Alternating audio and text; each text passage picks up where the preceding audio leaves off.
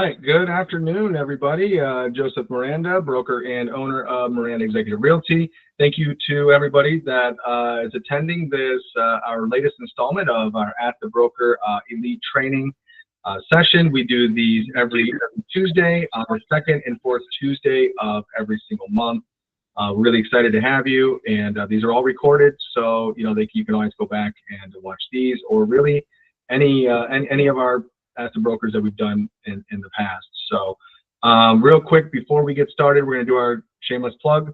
What is our shameless plug? Well, this is where, we want to talk to agents that are not agents of Miranda Executive Realty. If you are an agent of Miranda Executive Realty and, you want to share this with your agent friends, they could always click this QR code to get more information. Or if you're just watching us online or watching a recording, feel free to scan that QR code, and it'll give you more information about Miranda Executive Realty. See what we can do to help you take your business to the next level. This being said, quick disclaimer. So again, Joseph Miranda, broker, owner of Miranda Executive Realty. My experience is in real estate. My experience is not in law. My experience is not in accounting. I am not a doctor, nor have I ever played one on TV. So these are just my opinions, right? I'm not necessarily sharing with you what would be best practice in your business. Some of the tips that I say, best practice, are best practice in my business and how I do my business. I do the best I can, but I'm not always right. So now that we got all that out of the way, what are we here to talk about today? We're going to talk about a buyer's journey and how an agent can become an effective buyer's agent. Looking at the numbers, it's probably a good idea to learn how to work with buyers effectively, right? Statistics don't lie. Numbers don't lie. People lie. People lie to themselves by skewing numbers and skewing statistics, but the numbers don't lie. So if you look here at this chart, this is going to give you an idea of how many months of inventory are sitting on a market. And looking at how many months of inventory is sitting on a market, are we in a seller's market, a buyer's market, or a balanced market, right? If you see over to the left, at the lower number of months of inventory that are sitting on the market, the seller's going to have more leverage in negotiations, right? That being said, if we were to do this the other way, buyer's leverage, right, that graph would go the exact opposite direction. So 1 to 3 months, we consider that a seller's market, right? Or 0 to 3 months, I should say, would be a seller's market. 3 to 6 months, we consider that a balanced market, meaning, that's a healthy level of inventory if you're between that 3 to 6 month mark. And then 6 months and beyond is a buyer's market. So what do we have today, right? What do we have today? We have a buyer's market. This is just Fort Lauderdale, but the numbers are pretty consistent across the board. Obviously, there's going to be variations. This was the first quarter of 2025. You can see in the top right corner over there. But in the first quarter of 2025, at the end of it, there were single-family homes at the top, townhouses and condos at the bottom, 957 homes, 7.7 months of inventory on the market, and that was up from 6.3 the year before. So you had about 1.5 months almost of inventory increase year over year. And then median percent of original list price, you can see that it really kind of held steady. So the funny thing about the market that we're in, we are in a buyer's market, but the listing price, sales prices have not really gone down much, or the median negotiating really hasn't changed very much. So prices are holding pretty well, but we are in a buyer's market. So that's what we're here to talk about today, how to be an effective buyer's agent. You probably seen our previous trainings on sellers, how to be an effective seller. Well, today let's talk about a buyer's agent. So as a buyer's agent, what should you do? Well, you should literally do the exact same things that you would do as a listing agent. You just do them different, and you're on the other side of the contract, right? If you're a buyer's agent, you still need leads, right? If you're a buyer's agent and you receive a lead, you don't get the appointment right away, you still need to follow up with them. If you're a buyer's agent and you're on the phone with a buyer, you should always close for the appointment. If you're a buyer's agent the things that are going to turn into closings are your contracts. So if you're not writing and negotiating contracts, then you're just running around. And as a buyer's agent, you still get paid when that closes, right? So we don't have time to take you through every step of this funnel right here on the buyer agent side. We're really going to hit 1 through 3 on this. Some of them are going to be very fast because, for example, lead generation, right? Lead generation, we're not going to spend a whole lot of time on lead generation on the buyer side because everybody already knows, lead generation. But what we're going to say is you need to do lead generation, whether you're looking for buyers, whether you're looking for sellers, renters, investors, right? Whether you're looking for somebody to buy, your coaching course, you have to generate for leads, right? It doesn't matter what it is.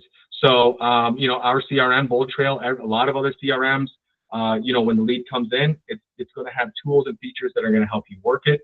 Use those tools, use those features. We did a funnel training. If you want to create a funnel, the product that we offer for the funnels is the Complete Home Buyer's Guide.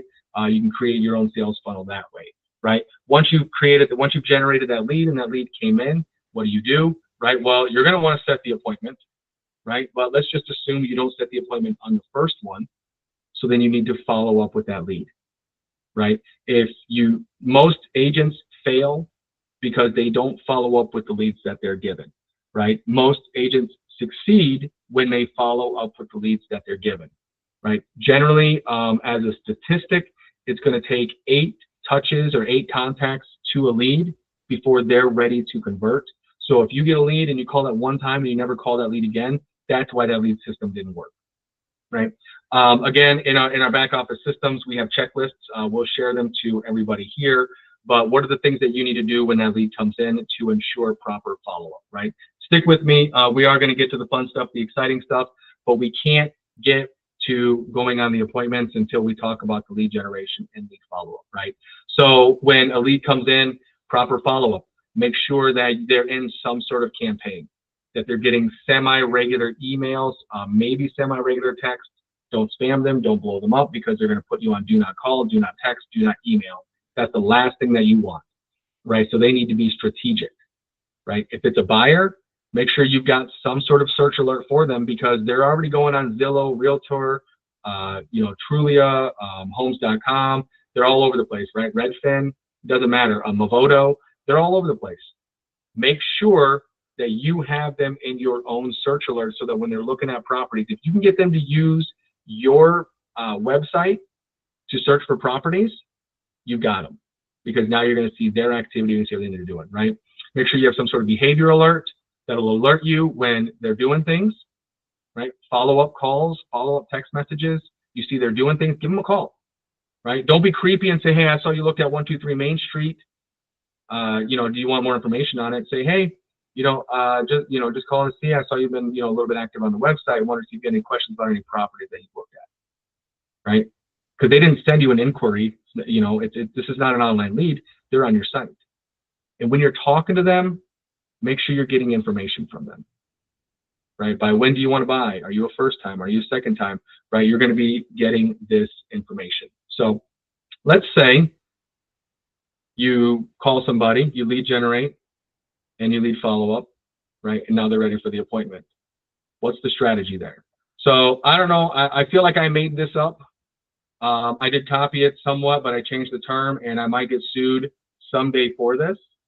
But I call this the Spider-Man method, right? So what is Spider-Man's motto? When he saves somebody, everybody gets one, right? So this is the philosophy that since the beginning of my career, this is the philosophy that I've had when I first contact a buyer about a property, or when a buyer reaches out to me about a property, right? And we're going to jump straight to the bottom. Don't qualify them. Get the appointment. If you start qualifying buyers every time your first phone call or your first appointment that you set with them, you start qualifying every buyer, you're going to lose a lot of really good buyers. Now, you might say, yeah, but I don't want to waste my time with unqualified buyers. Qualified or not, that person wants to buy a house, right? So maybe they're not qualified, but you can help them to get qualified. You know the lenders, the credit repair people. You know the mortgage process, right? You know that it take, you know, the lender's looking at income, assets, and credit. You can ask them, you know, about their income, about their assets, about their credit, right? You can, you know, figure these things out, but you do it, you know, at the appointment. On that first call, what are you going to find out, right? Okay, you like this property. Well, number one, who are you? Is this your best phone number, and what's your best email address, right? Number two, what's your motivation? You know, do you currently have a home? Is this your first home? Are you a renter? When is your, you know, when does your lease expire? By when do you need to be in there, right? Are you first time? You know, is this an investment property? What are you looking for, right? Who else would be coming to the appointment, right? And most important thing is in the red. Have they signed an agreement with another real estate agent? Do not go on any appointment without asking that question first, right? That's the whole big thing with the settlement that took effect, what was it, back in August of last year. We should all know better by now. That's a question that now needs to be asked at every single first phone call, literally every single one. But this is the method that I use. And I know that this is the method that a lot of top producing agents use. I don't know if anybody else calls it the Spider-Man method. I feel like I made that up, and I'll probably be sued about that someday. If you know the people at Marvel or Stan Lee, don't tell them that I did this. All right, going on appointments. So you finally got the appointment, right? You spoke with them, you didn't qualify them, you're going to go meet them at the first property. Well, you can't just necessarily show up, right? And we don't know what that first appointment is. That first appointment could be just the property that they called about. That first appointment could be, you know, a general search that they did and they want to see 3 or 4 properties. But in either case, you need to be prepared for that appointment, right? If you're not prepared for an appointment, it's going to show up, right? The 3 P's: proper planning prevents poor performance. 5 P's, sorry, right? So you're going to prepare, then present, procure. So how do you prepare? Well, you do what we call a SMART appointment, right? So your preparation stage is to make sure that you make a SMART appointment. So schedule. So in our CRM system, you can actually set a scheduled event, an appointment in your CRM, and it'll send out reminders. And in that reminder, they can click to confirm. They can reply yes to confirm. They can, you know, click to cancel. They can click to reschedule. They can do, you know, whatever they need to do from there, right? So this is going to make you look more professional. It'll also drop this appointment directly into their email calendar, right? So whether it's Google, whether it's iCalendar, like whatever it is, it will drop that event in there, and then they can also respond and do everything from there, right? Number 2, make contact with the listing agent. If you've got to show a bunch of different properties and this is your first time, you're going to want to be an expert, right? Because first impressions are very important. You're going to want to be an expert on every property that you show. On this one, call every agent. Get the details, right? Get to know what you don't already know. Find out what you need to find out, right? Access verification. How do you get in the property? And there's some questions later on down here a little bit where we're going to talk more about that, questions that you would need to ask, right? Review, research, ready. So look at the properties, read the broker notes, right? Familiarize yourself with the listings in general that you're going to go look at, right? And then finally, once you've done that, make sure you touch base with your buyer. Hey, we're all set, you know, whatever it is, you know, touch base with your buyer, make sure that, you know, that is double verified, right? So we talk about the agency agreement, right?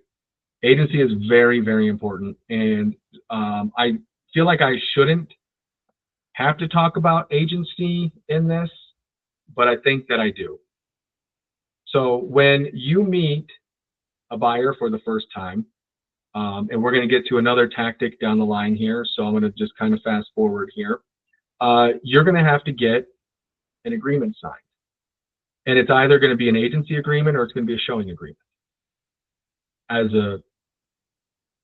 an agent, you want the agency agreement. the exclusive buyer broker agreement, right?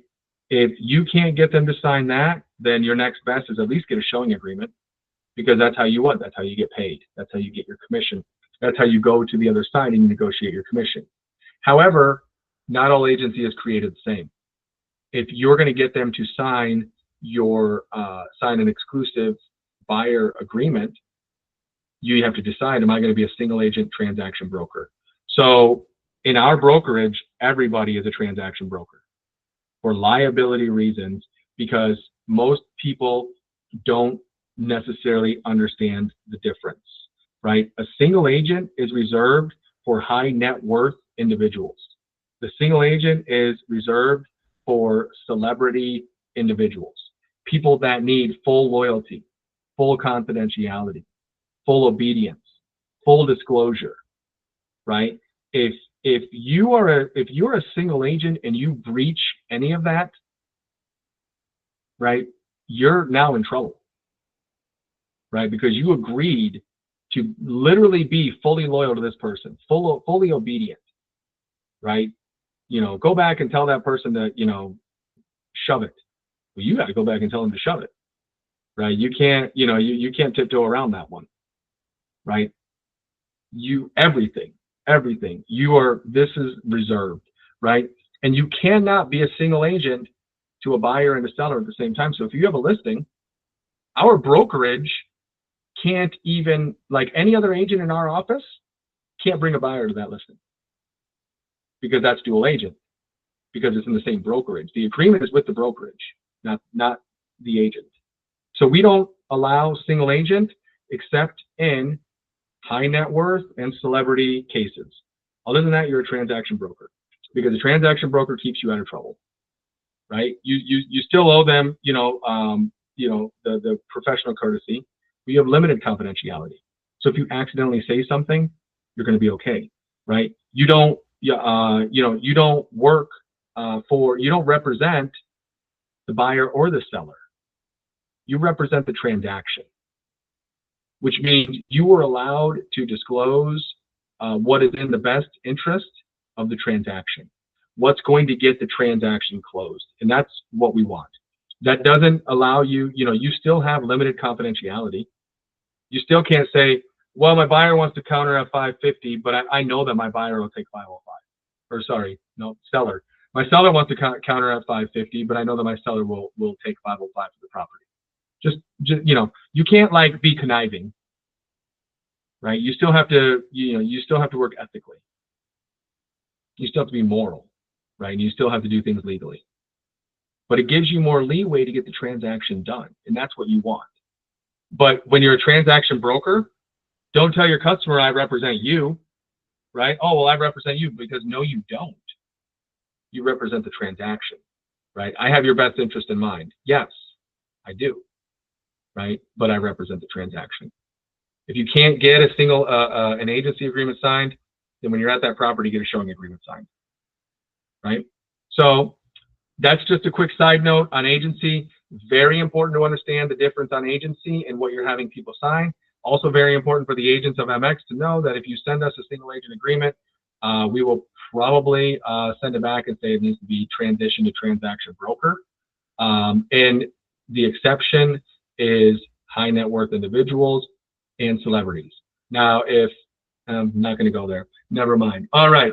So agency, right? What do you do now before the appointment? Well, you're going to set up your presentation. Now you can email this. You shouldn't do a buyer presentation necessarily, a full buyer presentation at your first showing, because the buyer is going to be like, what the hell? Like, this is stupid. What are you doing? But you can email them. Hey, I sent you some information about myself. I sent you some, information on what I've done. You can read some of my reviews, and, this is where you're going to do what? You're going to give them your value proposition, who you are, what people say about you, why should they hire you, what sets you apart, who's your partners, right? Your vendor partners, and how does pay work, right? You can go ahead and send this over. Go ahead and send that over so you can talk about the different payment structures. Because, and this is the other thing, when you need to understand agency, and you need to understand how you as a buyer's agent, collect your commission. Because if you're not collecting commission, then why are you showing houses? Right? This is our job. People go to work not because they necessarily just want to work, but people go to work so that they can pay their bills. It's the same thing as a real estate agent. So there's a few different ways that you can get paid. The seller can pay your commission directly, seller to buyer's broker, right? That's assuming the listing broker doesn't have in their listing contract that, you know, they're collecting X amount, and out of X amount, they're going to pay the buyer's agent, the buyer's broker, X amount, right? If they did that, then you're going to go with the next option, right? But if you go on a listing appointment and the seller says, I don't want to pay the buyer's agent, okay, fine, right? My commission's this, it's in the listing appointment, or it's in the listing agreement, I mean, and we're not going to put anything for the buyer's agent. Doesn't mean as a buyer's agent you can't ask, right? Because just like buyers and sellers now know, well, I heard commissions are, you know, completely negotiable. Sure, they are. And that also gives me as a buyer's agent the right to negotiate my commission as well, right? Like the road goes both ways. So if you run into that, right, seller doesn't want to pay it, you know, then I don't know, you have a choice to make, but we are allowed to negotiate our commission as well. Listing broker to buyer's broker, right? This is my favorite one. If I take a listing, this is what I do. This is just me. Again, this is my practice.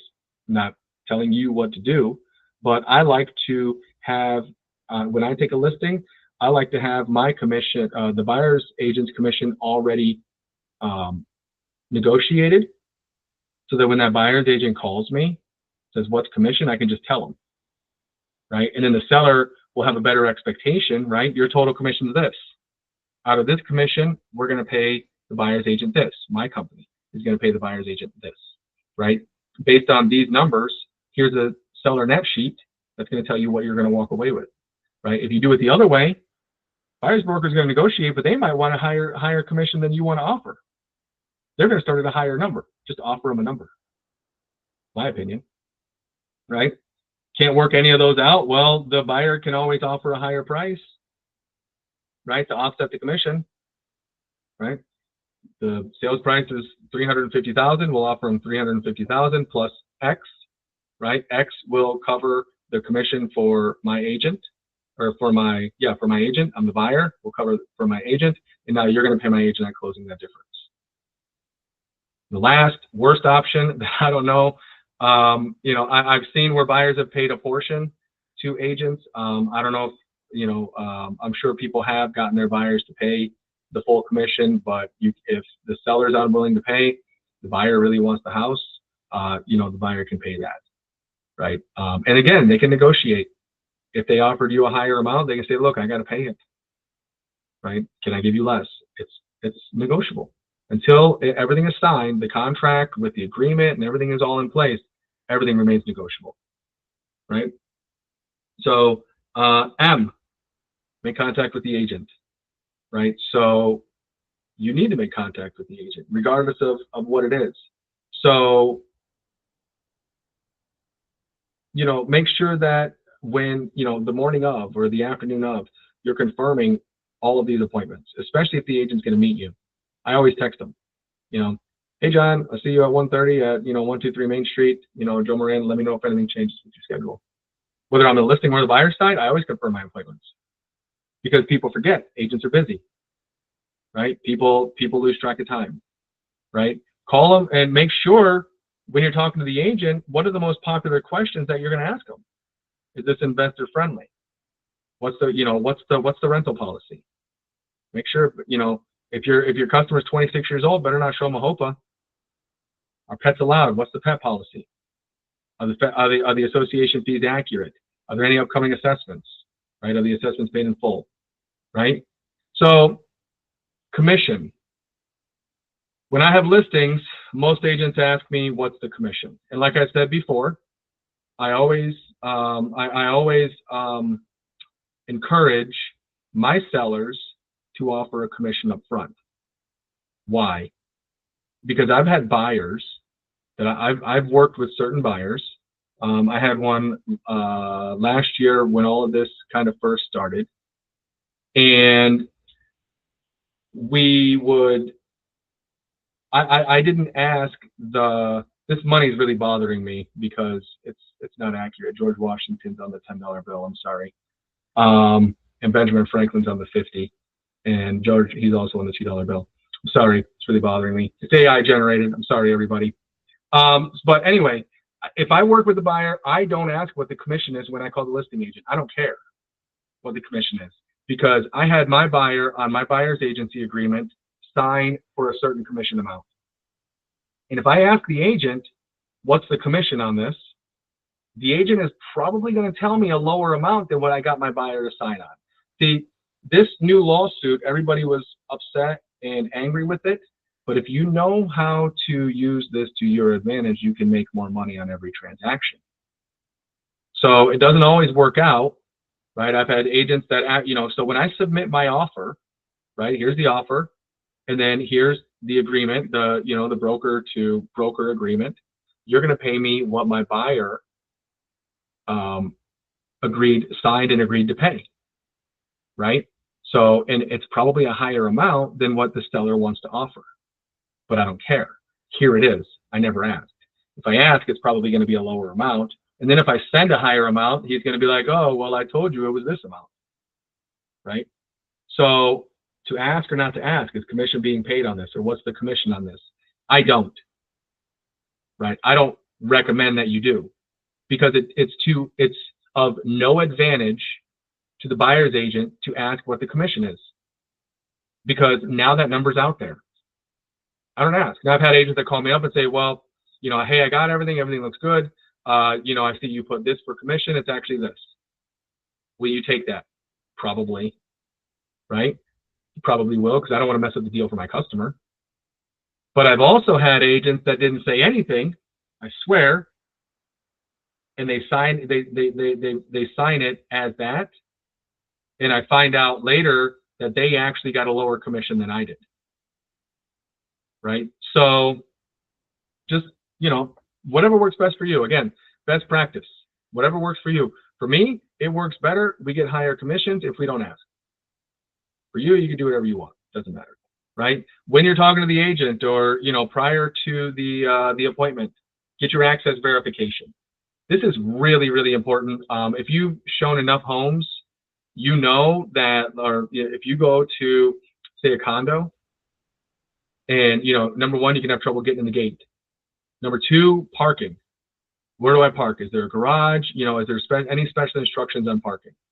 Right? Like a lot of these things, figure it out because proper planning prevents poor performance, right? You're a professional. People expect you to be an expert on a condo building that you've literally never been to. You don't have to be an expert, but by speaking with the agent ahead of time, you can be prepared. Right? Hey, when you're going to be behind me, when we get up to the gate, we're going to do this, and then parking is going to be around here. They're going to love that, right? And if you don't know, maybe do a drive-by before. I don't know, right? Make sure that is it a lockbox? Are they meeting you there? Is there a combination? Is it E-key? Like what is it? Never give the combination to a buyer, right? Never give the combination to your buyer, right? Is there a check-in process? What should you bring with you? We're going to have a checklist on this as well. This will be shared. Oh, what did I miss here? Oh, review and research. Sorry, I skipped ahead one. Okay, review and research.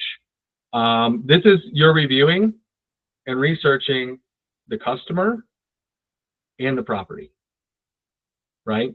So contact validation, make sure you have all their proper contact information. Maybe a good idea to search them up on social media. Get to know their personality a little bit. Are they pet owners? Right? Are they, are they, I don't know, do they play a lot of tennis? They play pickleball. Like, what do they do for hobbies? This will help you, right? Read, and then just read everything. Go through, read everything, make sure you understand everything, right? Now you're on the appointment, what do you take with you? Right? There's some things that you should take to literally every single appointment. Right? Number one, you need your buyer agreement.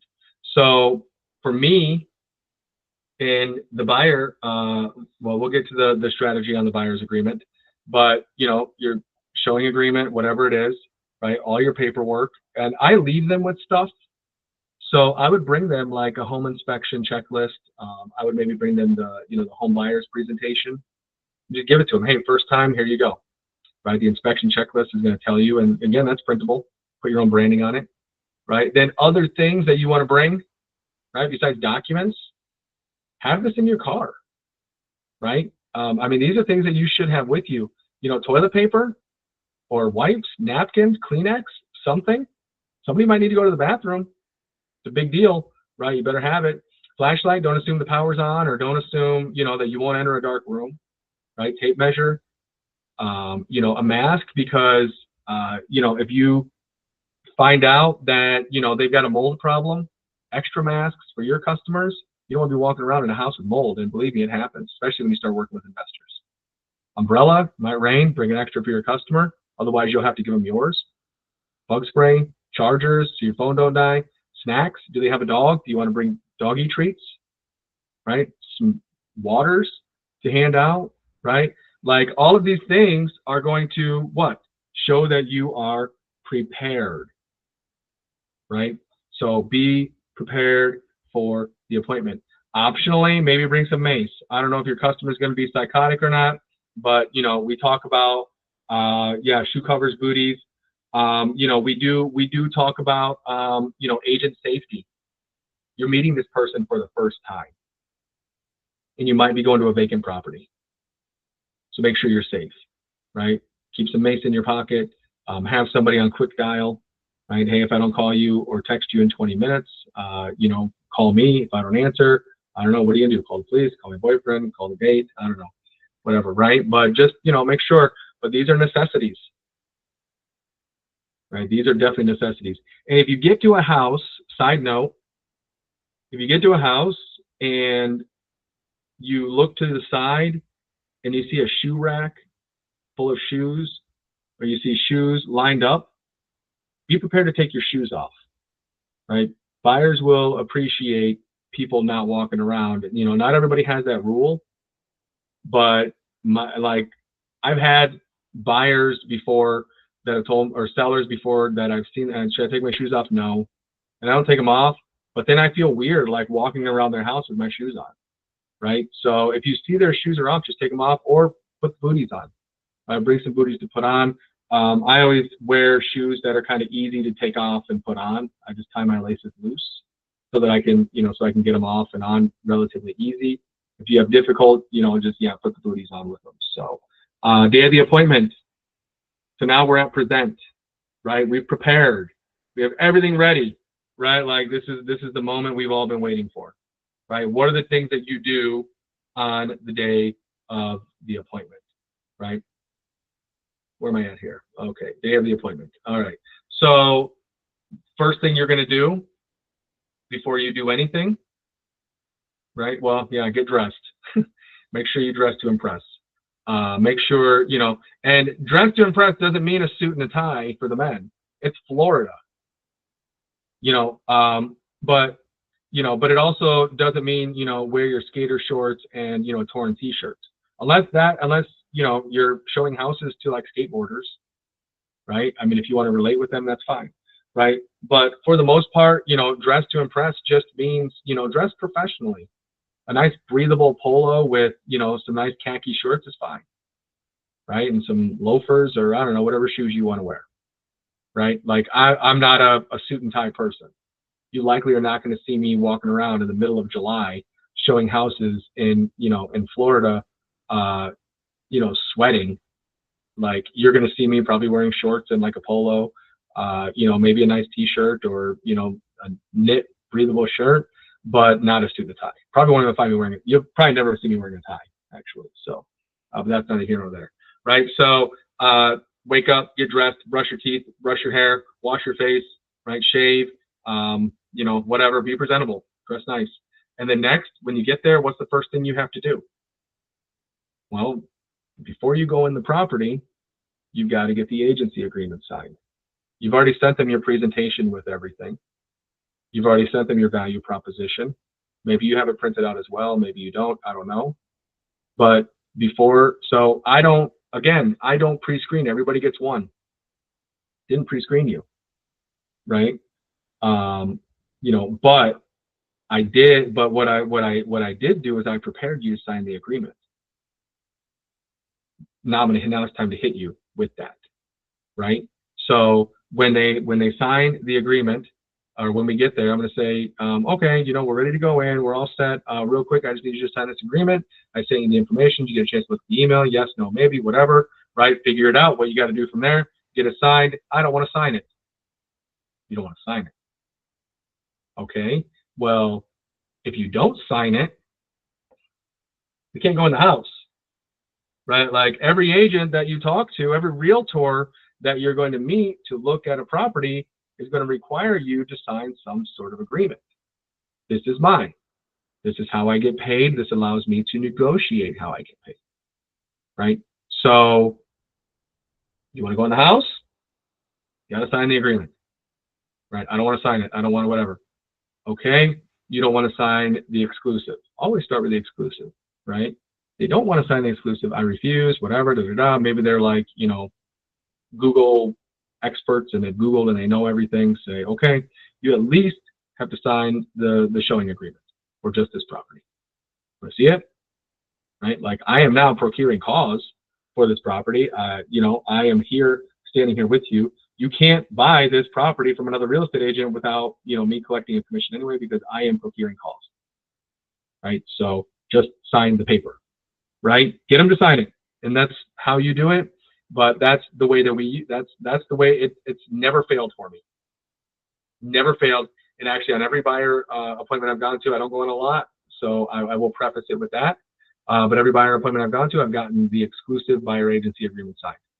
And it's at my favorite commission rate, right? It's at my full commission.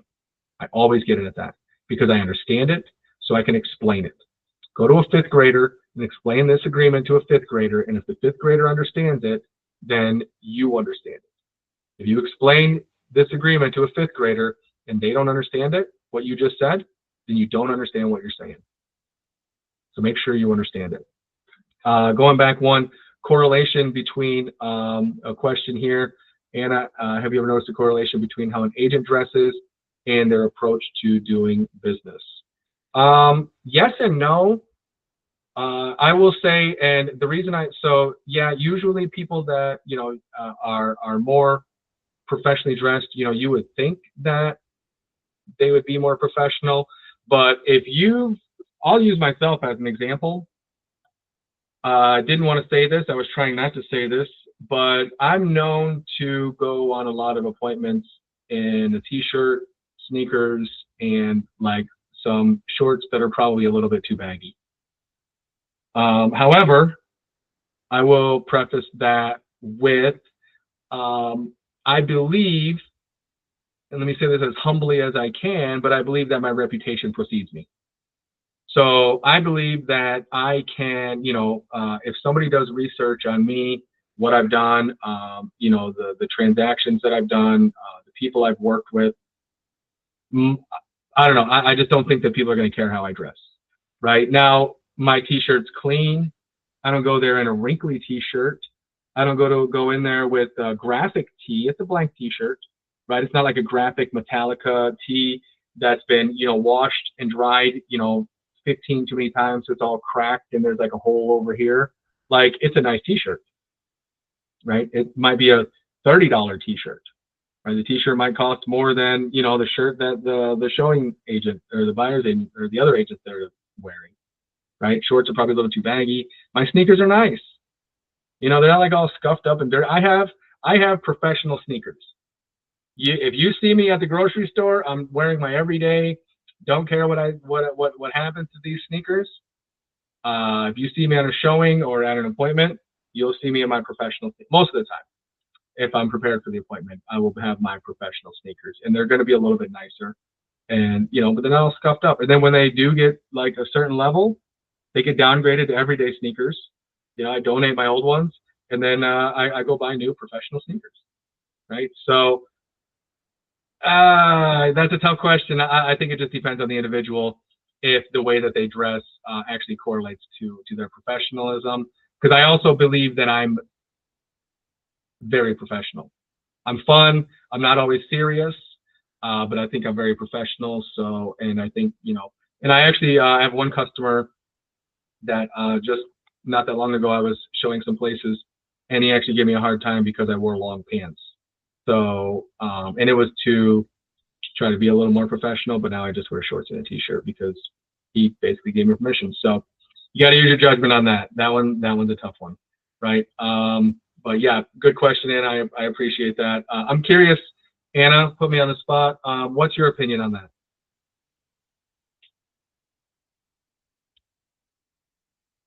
All right, we'll come back to Anna. All right, so like I said before, leave them something.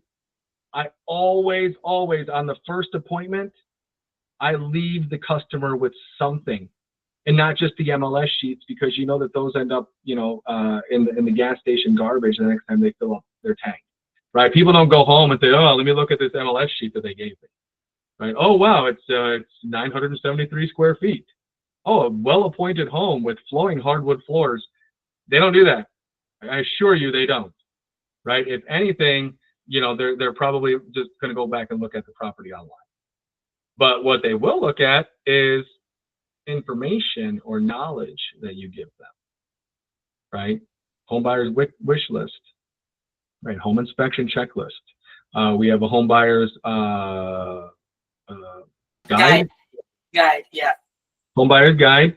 Any of these, leave those. Home inspection checklist is pretty thorough and comprehensive. Like, you'll tell them, you don't have to fill this out for every property. Just read through this one time, and it's going to tell you where your eyes need to go in order to really analyze this home while you're in it, right? So, these three right here, you can drop them off. We have the exact same thing for sellers, because a seller can also do a home inspection. They can walk through their house and they can do their own home inspection, right? All of these are customizable. You can brand them. Again, these are the things that we use in our funnels, right? Click here to download our free home sellers guide. Click here to download our free home inspection checklist. They click there, takes them to a landing page. They enter their information.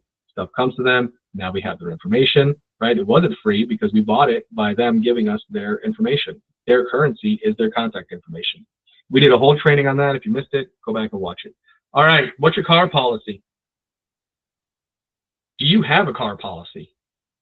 Right, now this is an example of a car policy. Some of these I live by, some of these I don't, and then some of these, it depends. Right? You want to go in your car? You want to go in my car? Or you want to follow me, or I'll follow you? Right? Come up with your policy and make sure that it's consistent across the board. Right? You don't want to, you need to know the answer before it's asked. Number one, my policy, no kids in my car. Not because I hate kids. I have 3 kids. Believe me, I've had everything you can imagine spilled in my car.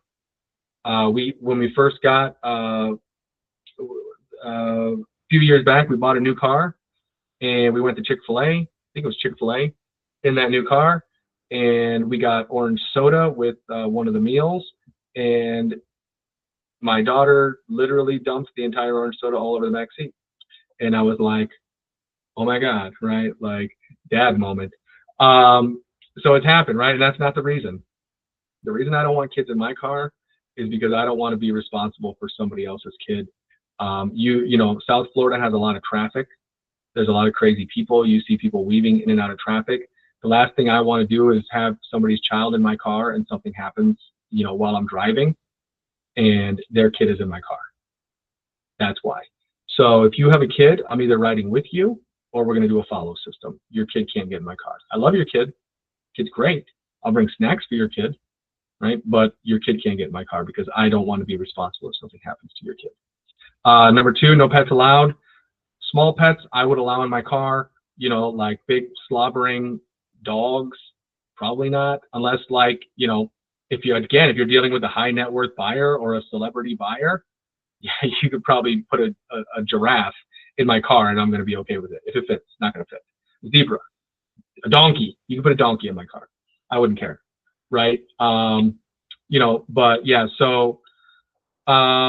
those are really your options. And if you're going to have people in your car, take a selfie. I will. Next time I have a donkey in my car, I promise a selfie. You know, and then if you're gonna have people in your car, just make sure you have enough insurance coverage.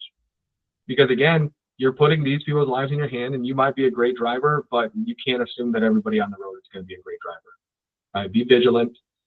You know, if it turns yellow, even if your instinct is yellow means speed up to get through the light, you should probably do it the other way around and slow down, right? Be extra cautious when you have people in your car.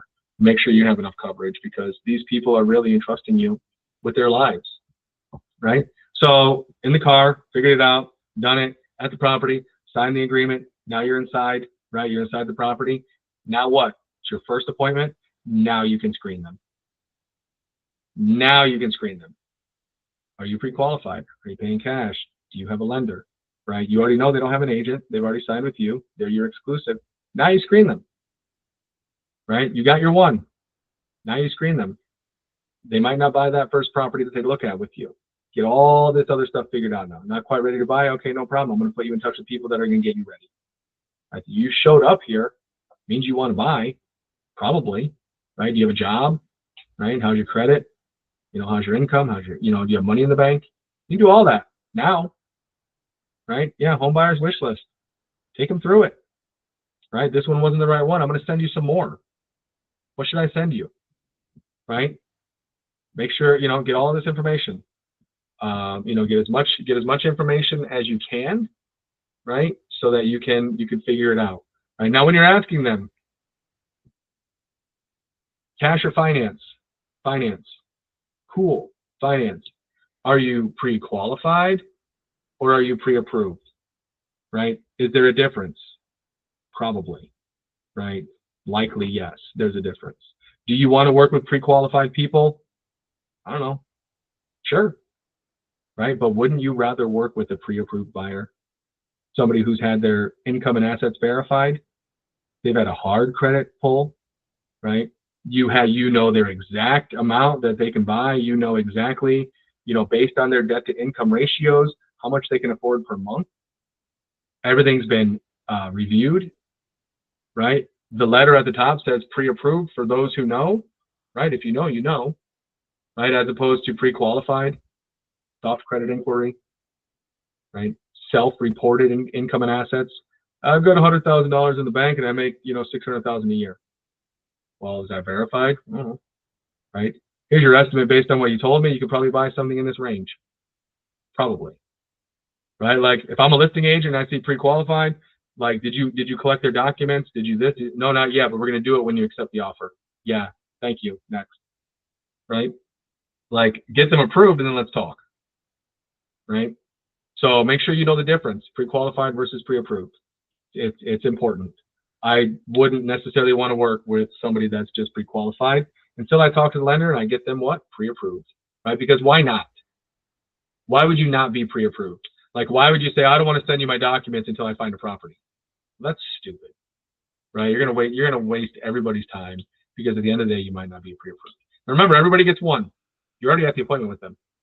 They're pre-qualified and they're pre-qualified. All right, let's work on getting you pre-approved. Right? And obviously your lender isn't that good because your lender should have pre-approved you. Let me send you to one of my lenders. Let me send you to Anna Horick. Have you met her? All right. At the end of the appointment, we're all done. Oh, no. Cues. Verbal and nonverbal cues. This is where active listening comes in.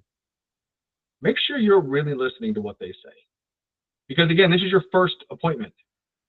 Or your first of, you know, 3 homes that you're showing in this appointment.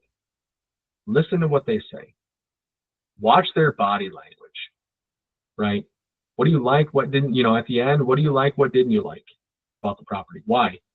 Because if they don't buy something on this appointment at this day, and you do your job and you set up another day to show properties, you better not show them a property if they said this bathroom's too small. You better not show them another property where the bathroom's going to be too small, right? If they say, you know, oh, I don't want to live on the water, right? I don't want water in my backyard. Probably shouldn't take them to one with water in the backyard, right? Because you're going to be wasting not only their time, but you're going to be wasting your time. Listen to what they're saying, right? Or call them. Hey, got a list of properties here. I know the last one you didn't like, it was on the water. This one checks all the other boxes, but it is on the water. Would you want me to go ahead and set that one up or not? No, we're still early in the process. Let's wait. Sure, no problem, right? 1-car garage. Oh, no, we need a 2-car garage. Well, better make sure you got 2 cars, right? 2-car garage. Like, listen, watch their language. You know, it looks like you don't like this that much. I'll ask them, do you like that backsplash? What do you think about these countertops? Right? Wow, this bathroom's got a crazy design. What do you think about it? Ask them. Do you like that light fixture? Right? Whoa, this color. Look at the color. Right? Those things matter. And it's going to make you better. How to be an effective buyer's agent, you're going to listen. You'll listen to everything that person says. And you're even going to listen for the closing gift. If you buy your customers closing gifts, right, you're going to listen for the closing gift. I had a customer before that we pulled up to the house that he ended up buying, and he was happy that there was a flagpole in the front yard because he wanted to hang an American flag in the front. You know what he got for a closing gift? A brand new American flag, right?